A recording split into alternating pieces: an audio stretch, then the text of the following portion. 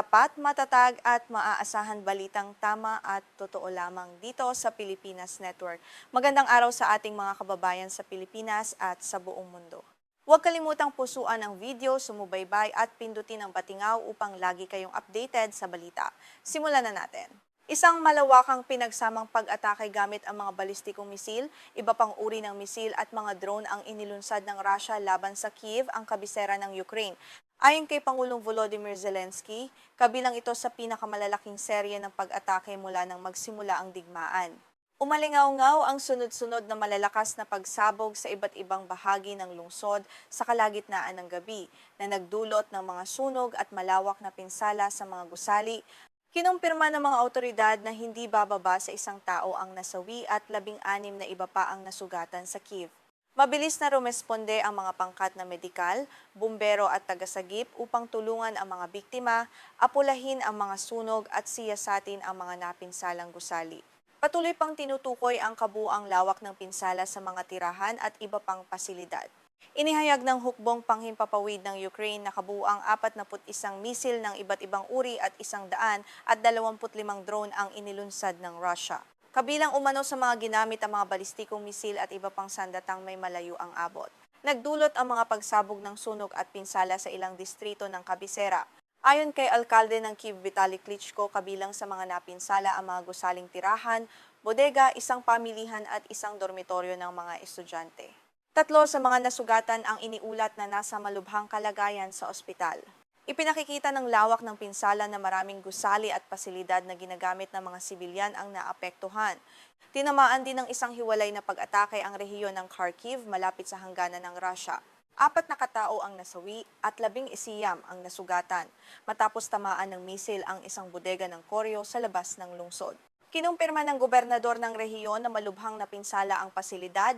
Sa kanlurang bahagi ng Kiev, maingat na siniyasat ng mga tagasagip ang mga umuusok na guho at inapula ang apoy sa mga napinsalang tirahan. Gumamit ang mga pangkat na pang-emerhensiya ng mabibigat na kagamitan upang alisin ang mga tipak ng bato at bakal habang patuloy na hinahanap ang posibleng mga biktima. Isang residenteng nagngangalang Vlad ang nagbahagi sa Reuters ng kanyang karanasan sa pag-atake. Ayon sa kanya, nasa loob siya ng kanyang tirahan nang biglang matanggal ang pinto ng balkonahe dahil sa bugso ng puwersa mula sa pagsabog at tumama ito sa kanyang ulo. Sa kabila ng kanyang sugat, sinabi niyang higit niyang inaalala ang kanyang lola na hindi na nakalalakad at hindi niya kayang iwanan. Mas malapit sa sentro ng lungsod, napinsala rin ang isang himpilan ng metro na ilang ulit nang naapektuhan ng mga naunang pag-atake. Gumuho rin ang isang daan ng panlakad sa ilalim ng lupa sa kalapit na lugar na nag-iwan ng malalaking tipak ng bato at bakal. Karaniwang ginagamit ng maraming residente ang ilang himpilan ng metro bilang kanlungan tuwing may babala sa himpapawid. Gayunman, hindi pa malinaw kung ang mismong napinsalang bahagi ng himpilan ay ginagamit bilang kanlungan ng maganap ang pag-atake. Sa timog silangang lungsod ng Zaporizhia, patuloy ding naghukay ang mga tagasagip upang hanapin ang mga posibleng nakaligtas sa ilalim ng mga gumuhong bahay. Kinumpirma ng mga otoridad na hindi bababa sa 2 tao ang nasawi at 14 ang nasugatan matapos tamaan ng mga bomba ang mga gusaling tirahan. Sa mga nakaraang linggo, pinaigting ng Russia ang paggamit ng mga balistikong misil laban sa Kiev at iba pang pangunahing lungsod. Kasabay nito, nahaharap ang Ukraine sa matinding kakulangan ng mga sistemang depensang panghimpapawid na idinisenyo upang humarang sa mabilis at malalakas na misil. Ayon sa militar ng Ukraine, napabagsak o nasugpo nito ang 18 sa 41 misil na inilunsad ng Russia. Sinabi rin nitong napabagsak ang 100 at boro sa 125 drone. Ang mga bilang na ito ay mula sa panig ng Ukraine at hindi pa ganap na nakukumpirma ng mga independenteng tagamasid. Sinabi kamakailan ni Zelensky na nakamit ng Estados Unidos at Ukraine ang isang kasunduang pampolitika tungkol sa mga lisensiya para sa lokal na paggawa ng mga misilang pangharang ng sistemang Patriot. Umaasa siyang maaaring magsimula ang produksyon bago matapos ang 2026, bagaman wala pang tiyak na schedule na inilalabas.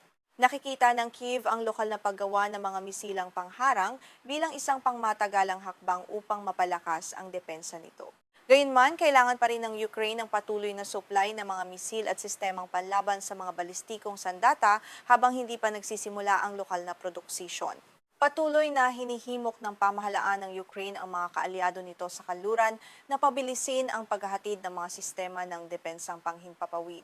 Binigyang din ni Zelensky sa isang pahayag sa X na nananatiling pangunahing prioridad ng bansa ang proteksyon laban sa mga balistikong misil. Ayon sa kanya, kailangan ng Ukraine ng regular na supply ng mga misilang pangharang upang maprotektahan ang mga lungsod at mga halagang pasilidad. Muli niyang hiniling sa mga kaalyado na tiyakin ang tuloy-tuloy na paghahatid ng mga kagamitang pangdepensa. Sa kabila ng matinding pinsala, mabilis na kumilos ang mga manggagawa upang linisin ang mga guho sa paligid ng napinsalang himpilan ng metro at daan ng panlakad sa ilalim ng lupa. Gumamit sila ng mga makinang panghukay at truck na panghakot upang alisin ang mga nasirang bahagi ng gusali at maibalik ang galaw sa lugar.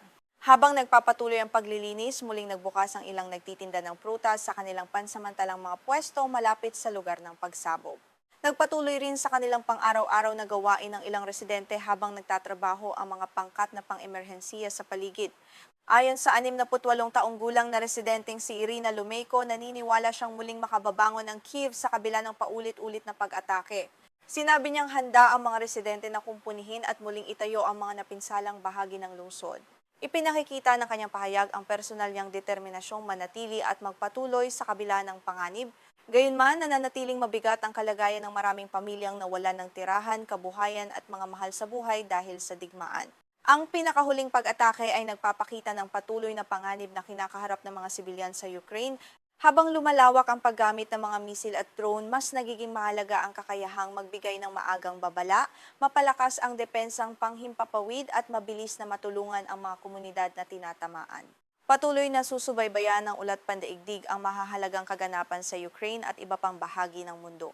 Manatiling nakatutok para sa mga pinakabagong balita at pagsusuri sa mahahalagang usaping pandaigdig.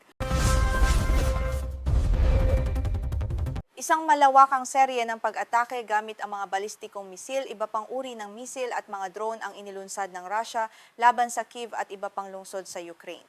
Hindi bababa sa 6 na katao ang nasawi sa magkakahiwalay na pag-atake sa buong bansa. Muling ipinakita ng mga insidente ang malaking panganib na kinakaharap ng mga sibilyan at ang patuloy na kakulangan ng Ukraine sa mga sistema ng depensang panghimpapawid. Ayon sa hukbong panghimpapawid ng Ukraine, naglunsad ang Russia ng kabuang 41 misil ng iba't ibang uri at 125 drone sa magdamag na operasyon. Sinabi ni Pangulong Volodymyr Zelensky na karamihan sa mga misil ay nakatuon sa Kiev. Nagdulot ang pag-atake ng malawak na pinsala at panibagong panganib sa mga pamayanang sibilyan. Sa Kiev, nagsimula ang pag-atake bandang 1:30 ng madaling araw at tumagal ng ilang oras. Nagkaroon ng mga sunog sa 5 distrito habang napinsala ang mga gusaling tirahan, tanggapan, pasilidad pang industriya at mga sasakyan. Mabilis na rumesponde ang mga bumbero at pangkat na pang-emerhensiya upang apulahin ang mga apoy at tulungan ang mga residente. Muling binigyang diin ng pag-atake ang agarang pangangailangan ng Ukraine sa mga sistemang Patriot at iba pang kagamitang kayang humarang sa mga balistikong misil. Dahil sa limitadong bilang ng mga sistemang ito, nananatiling mahina ang kakayahan ng bansa na pangalagaan ng ilang lungsod at mahahalagang pasilidad laban sa malawakang pag-atake. Sinabi ni Pangulong Donald Trump na handa ang Estados Unidos na payagan ang paggawa ng mga misilang pangharang na Patriot para sa Ukraine. Gayunman, hindi pa malinaw ang mga detalye, gastos at iskediul ng planong ito. Ang ganap na pagtatayo ng kakayahang lokal na gumawa ng mga naturang misil ay maaaring mangailangan ng mahabang panahon, samantalang kailangan ng Ukraine ng mas agarang tulong para sa depensa nito. Sa labas ng kabisera, isang hiwalay na pag-atake ng Russia ang tumama sa isang pasilidad ng Koryo malapit sa Kharkiv, ang ikalawang pinakamalaking lungsod sa Ukraine.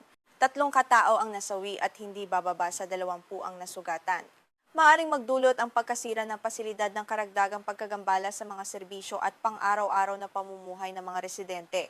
Tinamaan din ng mga lungsod ng Kherson at Sumy ng mga ginagabayang bomba. Ayon sa mga lokal na otoridad, tig-1 tao ang nasawi sa 2 lungsod. Ipinakikita ng paggamit ng mga naturang bomba ang patuloy na panganib sa mga pamayanang malapit sa pangunahing harapan ng labanan. Ibinahagi ng residenteng si Victoria Shejko ang karanasan ng kanyang pamilya habang nagtatago sila sa koridor ng kanilang tirahan. Sinabi niyang napakabigat sa isip ng paulit-ulit na pambobomba na dati ay nangyayari lamang kada ilang araw ngunit ngayon ay halos araw-araw na. Ipinakikita ng kanyang karanasan ang matinding presyur na kinakaharap ng maraming pamilyang naninirahan sa mga lugar na madalas salakayin sa distrito ng Sviatoshinsky. Nailigtas ng mga tagasagip ang 4 na tao mula sa isang nasusunog na bahay. Sa Shevchenkivsky naman, mabilis na rumesponde ang mga bumbero sa isang nasusunog na 3 palapag na gusali, ngunit isang tao ang natagpuang nasawi sa loob. Nagpatuloy din ang mga operasyong pang-emerhensiya sa distrito ng Solomiansky at iba pang apektadong lugar. Iginiit naman ng Ministry ng Depensa ng Russia na pinuntirya lamang nito ang mga pasilidad na umano'y may kaugnayan sa militar ng Ukraine. Kabilang daw sa mga target ang mga pabrika ng drone na Flamingo at mga piyesa para sa ginagabayang misilang Neptune. Hindi pa malayang nakukumpirma ang mga pahayag na ito. Sinabi rin ng Moscow na ang pasilidad ng Koreong tinamaan ay ginagamit umano sa pag-iimbak ng mga kagamitang maaaring gamitin sa gawaing sibilyan at militar. Ayon sa pahayag nito, ginagamit din daw ang lugar sa pagbuo ng mga drone, sistemang robotiko at kagamitang ginagamit sa pakikidigmang elektroniko. Hindi pa inilalabas ang independenteng pagsusuri tungkol sa aktwal na paggamit sa pasilidad.